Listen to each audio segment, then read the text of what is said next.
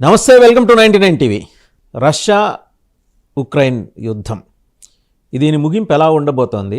నిజంగా ముగిసినట్టేనా? ముగిస్తే విజేతలు ఎవరు, పరాజితులు ఎవరు? సో గెలిచిన వాళ్ళు ఇంట్లోకి వెళ్ళి ఏడిస్తే ఓడిపోయినాడు బయట నుంచో ఏడ్చే పరిస్థితి. నిజంగా ఎండ్ లూజర్ ఎవరు, ఎండ్ గెయినర్ ఎవరు? దీని మీద సమగ్రంగా విశ్లేషించడానికి మనతో ఉన్నారు senior journalist, geopolitical affairs expert Suresh Kochatla garu. Suresh గారు నమస్తే. నమస్కారం. సురేష్ గారు, ఇప్పుడు ఎవరు గెలిచినట్టు, ఎవరు ఓడినట్టు? ఎవరు గెలవలే, ఎవరు ఓడిపోయి ఇద్దరు ఓడిపోయారు యాక్చువల్లీ. ఎందుకంటే అక్కడ జరిగిన నాశనం చూస్తే మీరు, యుక్రెయిన్ ఎస్పెషలీ ఇంకొక 30 సంవత్సరాలు పడుతుంది వాళ్ళకి రీబిల్డ్ చేయడానికి. అది కాకుండా లక్షలాది మంది వాళ్ళ సోల్జర్స్ చనిపోయారు, యంగ్స్టర్స్. దానికోసం ప్రెసిడెంట్ ట్రంప్ చెప్పారు, నెక్స్ట్ జనరేషన్ లేదు వాళ్ళకి. నెక్స్ట్ జనరేషన్ పెళ్లి చేయకుండా చనిపోయారు చాలామంది. దాంట్లో 23, 24, 25 ఇయర్స్ ఉన్న చాలామంది లక్షల సోల్జర్స్ చనిపోయారు, ఈవెన్ రష్యా వైపు కూడా. సో ఎవరికి రష్యాకి వార్ మొదలైంది ఎట్లా అని చాలామందికి అది కూడా కన్ఫ్యూజన్ ఉంది. రష్యా ఒక టైంలో యుఎస్ఎస్ఆర్ ఉండే, అప్పుడు వీళ్ళందరూ పార్ట్ ఆఫ్ రష్యా ఉండే, యుక్రెయిన్ కానీ బెలారూస్ కానీ వీళ్ళందరూ.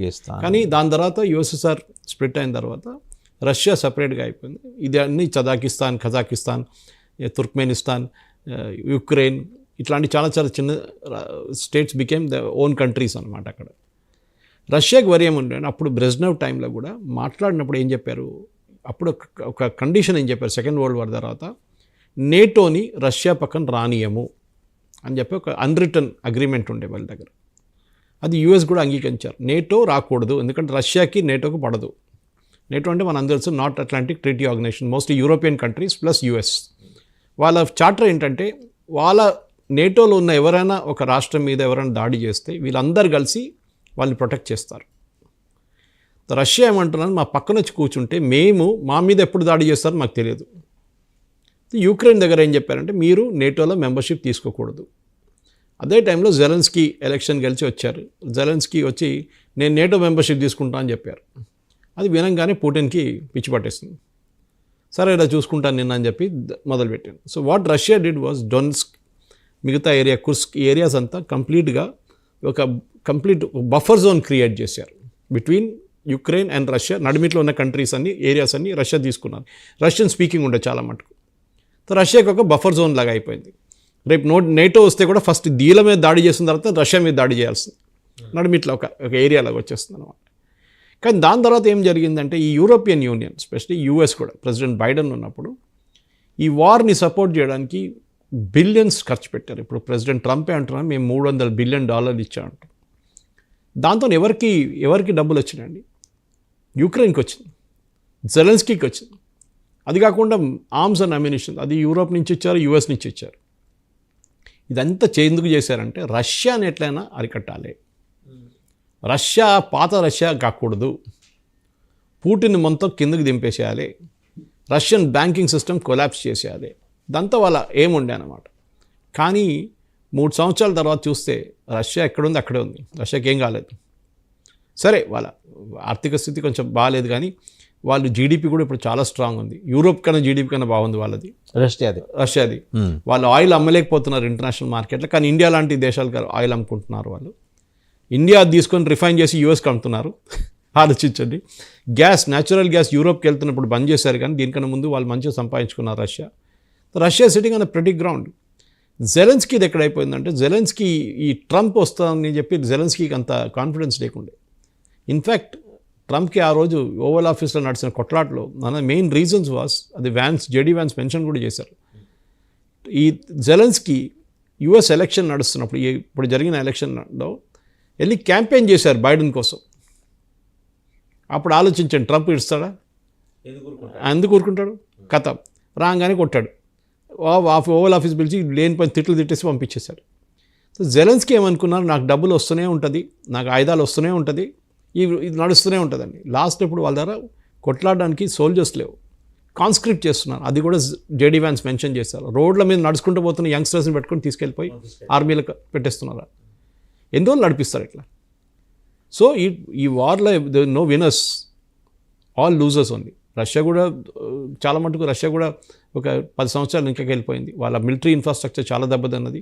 They are picking up now, but వాళ్ళకు కూడా టైం పడుతుంది. కానీ యుక్రెయిన్ పరిస్థితి అస్సలు చాలా ఘోరం. దానికోసం అమెరికా ఏమన్నారంటే మీ దగ్గర ఉన్న పవర్ ప్లాంట్స్, నిన్ననే ట్రంప్ గారు చెప్పారు, మీ దగ్గర ఉన్న power plants, electricity power plants అంతా మాకు ఇచ్చేసేయండి, మేము నడిపిస్తాం.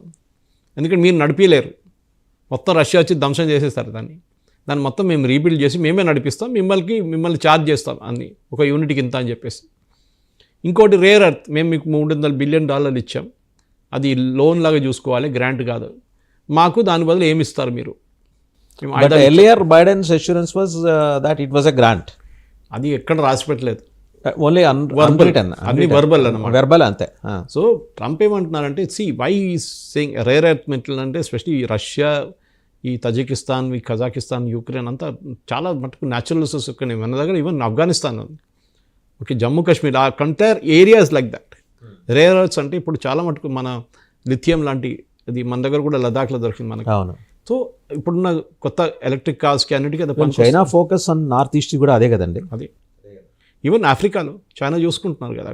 సో యూఎస్కి ఏం కావాలంటే ఆ రేర్ ఎర్త్ కావాలి వాళ్ళ లిథియంకి, వాళ్ళ మిగతా కార్ బ్యాటరీస్కి. తండ్రి అడిగితే ఎవరు ఇవ్వరు. సో ఏమంటారు, యుక్రెయిన్కి ఏం చెప్పారు, మాకు $300 బిలియన్ రావాలి, అది 10 సంవత్సరాలు పట్టచ్చు, మేమేం చేస్తాం, మీ దగ్గర వచ్చి స్టార్ట్ చేస్తాం, డిగ్గింగ్ స్టార్ట్ చేసేస్తాం. మాకు అమెరికన్ కంపెనీలు అక్కడ ఉంటారు, వాళ్ళు పనిచేస్తుంటారు, యుక్రెయిన్ మొత్తం తిరుగుతారు, వాళ్ళంతా యుక్రెయిన్లో అన్ని ఒక చోట్ల ఉంటారు. వాళ్ళు ఉండేదాకా రష్యా మీ మీద బాంబు వేయరు, మామూలు కదా అదంతా. American contractors. సో మీకు సేఫ్టీ ఉంటుంది. యాది కాదు నాకు ఇంకా ఆయుధాలు కావాలంటున్నాడు. ఎందుకురా బాబు, మొత్తం వరల్డ్ వార్ 3 మొదలు పెట్టాలన్నా అని అడిగారు. He use the term also, world war 3 మొదలు పెట్టాలని ఉందా? బీ మెచ్యూర్, మీ you don't have the cards అని చెప్పారు ప్రెసిడెంట్ ట్రంప్ జెలెన్స్కీకి. లేదు, నీ దగ్గర ఏం లేదు, ఇప్పుడు అయిపోయావు, ఖతం అయిపోయావు. ఇప్పుడు చూడండి, కుర్స్క్ రీజన్లో లాస్ట్ వారం 10 రోజుల్లో రష్యా మొత్తం గుంజుకున్నారు, వాళ్ళ దగ్గర చేతించిపోయిన మొత్తం గుంజుకున్నారు వాపస్ వాళ్ళు. So Zelensky is now literally out, finished. వినాల్సిందే, ట్రంప్ ఏం చెప్తే అది డాన్స్ చేయాల్సిందే. ఆ రోజు ఫస్ట్ వచ్చి మాస్కోకి వచ్చి వాషింగ్టన్కి వచ్చి మొత్తం గొడవ చేసి వెళ్ళిపోయాడు. యూరోప్కి వెళ్ళాడు, అక్కడ అనుకున్న వాళ్ళందరూ మేము మీ అంటనే ఉన్నాము, ఉండండి అని చెప్పారు. ఇప్పుడు జెలెన్స్కీ తిరిగి చూస్తే ఎవడు లేడు, వెనక్కి తిరిగిస్తే ఎవడు కనిపించట్లేదు. వాళ్ళందరూ దే ఆర్ ఆల్ సెల్ఫిష్. దీంట్లో అన్నిటికంటే పిచ్చి పని యూకే ప్రైమ్ మినిస్టర్ స్టామర్ ఎందుకు కమిట్ చేయాలి, వాళ్ళ సోల్జర్స్ని పంపిస్తారంట. సో అదే మన ఈ ప్రెసిడెంట్ ట్రంప్ వాళ్ళ క్యాబినెట్ నుంచి ఒక మనిషి చెప్పారు, ఒక మినిస్టర్ చెప్పారు, వీళ్ళు ఇప్పుడు దాకా 70 సంవత్సరాల నుంచి ఒక వార్ కూడా ఫైట్ చేయలేరు ఈ యూకే సోల్జర్స్, వాళ్ళని పంపిస్తారు యుక్రెయిన్కి మీరు, పీస్ కీపింగ్ ఫోర్స్ అంట. ఇది it was a technology war. డ్రోన్లు యూజ్ చేయడము, మిసైల్ యూజ్ చేయడము, ట్యాంక్స్ యూజ్ చేయడము, చాలా మటుకు ఇంటెలిజెన్స్ కూడా ఉండేది దీంట్లో. రష్యాని ఒక మిసైల్ మూవ్ చేయగానే యూఎస్ తెలిసిపోతుంది, యూఎస్ అది యుక్రెయిన్ చెప్తారు, యుక్రెయిన్ దాడికి రెడీగా ఉంటారు. ఇప్పుడు సడన్గా ఆ రోజు ఓవల్ ఆఫీస్ జరిగిన గొడవ తర్వాత యూఎస్ ఇంటెలిజెన్స్ చేయడం మానేశారు. ఇప్పుడు ఏదో మళ్ళీ రీస్టోర్ చేశారంటున్నారు, కానీ ఎక్కువ ఇంటెలిజెన్స్ ఇవ్వట్లేదు. దాంతో రష్యన్ ఫోర్సెస్ మొత్తం ఆక్యుపై చేసుకుంటుంది. సెకండ్, ప్రెసిడెంట్ ట్రంప్కి అండ్ పుటిన్కి చాలా మంచి రిలేషన్షిప్ ఉంది, ఇప్పుడు కాదు ముందు నుంచే. మొన్న కూడా గంట సేపు మాట్లాడారు, ఇద్దరు మాట్లాడి ఈ said I will stop, I will not attack electricity infrastructure. Electricity ఇది మన పవర్ జనరేటింగ్ ప్లాంట్స్ని హిట్ చేయం, మనుషులు అందరికి పవర్ లేకుండా ఎట్లా ఉంటారు, కరెంట్ లేకుండా. నెక్స్ట్ ఇన్ఫ్రాస్ట్రక్చర్, రోడ్లు కానివ్వండి, బ్రిడ్జ్లు కానివ్వండి, మిగతా దీనేం మేము చేయబెట్టాం. Let us start the ceasefire here, kind of ceasefire అంతే. అక్కడ లిమిటెడ్ పాయింట్స్లో, కానీ మిగతా నడుస్తూ ఉంటుంది. మేము వారి ఏరియా పట్టుకుంటాం, మేము వాళ్ళ ట్యాంకులు పంపించి వాళ్ళంతా అక్కడి నుంచి బయట చేసేస్తాం, కుర్స్క్ రీజన్ నుంచి ఎస్పెషలీ, ఇదంతా నడుస్తూనే ఉంటుంది. సో ఈ సీజ్ ఫైర్ రావాల్సిందే. దీంట్లో ప్రాబ్లం ఎక్కడ వచ్చిందంటే రెలవెన్స్ ఆఫ్ యూరోపియన్ యూనియన్ ఇప్పుడు దాకా ఒక బిగ్ బ్రదర్ లాగా నేనేరా పెద్దోడు, నన్ను ఆ మాట వినాల్సి అన్నారంటే ఇప్పుడు ఎవడు వినట్లేదు వాళ్ళని. Italy he's backed out. Hungary అంటున్నారు మేము సోల్జర్స్ని పంపించాం, మేము డబ్బులు కూడా పెట్టాము ఇప్పటి నుంచి. ప్రెసిడెంట్ ట్రంప్ ఏం చెప్తున్నారంటే మేమెందుకు ఇవ్వాలి యుక్రెయిన్కి డబ్బులు, మీరు ఇవ్వండి అంటున్నారు. You have to increase your GDP and defence spending 1% పెరిగిన ఎక్కువ చేయమంటున్నారు ఖర్చు జీడిపి మీద. వీళ్ళ ఇప్పుడు యూరోప్ ఎట్లా అయిపోయిందంటే కోవిడ్ తర్వాత ఇంకా బయటకు పడలేదు వాళ్ళ ఎకానమీ, ఇంకా దే ఆర్ స్ట్రగ్లింగ్. సో స్టామర్కి ఏమో అక్కడ ఇమిగ్రేషన్ ఇష్యూస్ ఉన్నాయి, జర్మనీ ఏమో ఇన్ఫ్లేషన్ కానివ్వండి, వాళ్ళ ఎకానమీ ఇంకా అంత బాగాలేదు, ఫ్రాన్స్ కూడా అంతే సంగతి. ఇవన్నీ చూసినప్పుడు ఎవడో ఇద్దరు పిచ్చర్లు కొట్టుకుంటే నువ్వెందుకు పోతావు దాన్ని అడమిట్లా అని మనం అడగాల్సిందనమాట. వాళ్ళిద్దరు కలిసి నిన్ను కొడతాడు, రైట్. ఆ పరిస్థితి మనం చూస్తున్నాం కదా, రోడ్లో ఒకసారి కొట్లాడి నడుస్తున్నాం, మన వెళ్ళి వాళ్ళని కొంచెం కౌన్సిల్ చేయండి వేసి వాళ్ళిద్దరు కలిసి మనం కొడతారు మళ్ళీ. ఇది అదే పరిస్థితి. సో ఈ ప్రెసిడెంట్ ఇప్పుడు ట్రంప్ యూకే వెళ్తే యూకేకి అదే పరిస్థితి అంతే ప్రెసిడెంట్ ట్రంప్ ఏం చెప్తున్నాడు, ఇది ఈ war has to stop, which is good thing. ఆయన క్యాంపెయిన్లో చెప్పారు ఇది, నేను ఉంటే ఈ వార్ మొదలు కాదు. బైడెన్ జో బైడెన్ ఇదంతా చేపించాడు, లేనిపోయిన సపోర్ట్ ప్రామిస్ చేశారు. This war is not going anywhere. ఎవరు గెలవట్లేదు, అందరు ఓడిపోతున్నారు అంతేగాని ఎవరు గెలవరు ఈ వార్లో. లక్షలాది మంది చనిపోయారు, వద్దు ఆపుదాం, ఇక్కడే ఆపేద్దాం. Good move. కానీ దీని తర్వాత ఏంటి, నెక్స్ట్ రీబిల్డింగ్ ఉంటుంది యుక్రెయిన్. అది ఎవరు పెడతారు డబ్బులు? దానికి చాలా క్లియర్గా చెప్పారు, మేము డబ్బులు పెట్టాము అని యూఎస్ చెప్పేశారు. రావాలంటే యూరోప్ నుంచి రావాలి. కానీ యూరోప్ ఎందుకు ఇస్తారండి? అమెరికా కూడా అదే ఉంటుంది, మేము ఇస్తాం కానీ మాకు ఏదైనా కావాలి రిటర్న్. దాని అవును, ప్రామిసెస్ ఉండాలి కదా, ఏదో ఒకటి ఉండాలి, ROI ఉండాలి. ఎందుకంటే మీరు చెప్పినట్టు రిటర్న్ ఇన్వెస్ట్మెంట్ ఉండాలి. కానీ యుక్రెయిన్కి ఏముంది, ఇప్పుడు న్యాచురల్ రిసోర్స్ ఒకటే ఉంది వాళ్ళ దగ్గర. అది వాళ్ళు ట్రేడ్ ఆఫ్ చేసుకోవాలి. ఇప్పుడు మా దగ్గర $500 బిలియన్ ఇక్కడ ఏరియాలో ఉంది, ఇది మీరు తీసుకోండి. $500 బిలియన్ నాకేమి ఇస్తారు మీరు? మా బిల్డింగ్లు కడతారా, మా ఇన్ఫ్రాస్ట్రక్చర్ ఇంప్రూవ్ చేస్తారా, మా రోడ్ లైన్ ధ్వంసం అయిపోయిన అన్ని ఇంప్రూవ్ చేస్తారు. టైం పడుతుంది. బట్ పూర్తిగా ఇవ్వాలన్నా కూడా యుక్రెయిన్కి ఇబ్బందే కదా సార్. ఏదైనా ఒక సడన్ పీరియడ్కో కొన్ని కండిషన్స్ అప్లై, అక్కడే కండిషన్స్ అప్లై, అంతే కదా. ప్రాబ్లమ్ ఈజ్ జెలెన్స్కీ ఇప్పుడు ఉన్నాడు, రేపు ఉండడు కదా. అదే రేపు ఇంకో ప్రెసిడెంట్ వస్తారు. ఇప్పుడు బైడెన్ లాగా అయిపోతుంది. బైడెన్ చెప్పారు, ట్రంప్ అంటున్నాడు, బైడెన్ ఎవరు నాకు తెలియదు అంటున్నారు. జెలెన్స్కీ అయితే కదా, జెలెన్స్కీ ఆ సంతకం పెట్టకుండా వెళ్ళిపోతే, సంతకం పెడితే కూడా రేపు కొత్త వచ్చిన అంటాడు, నాకేం సంబంధం లేదు, నాకు తెలియదు అంటాడు.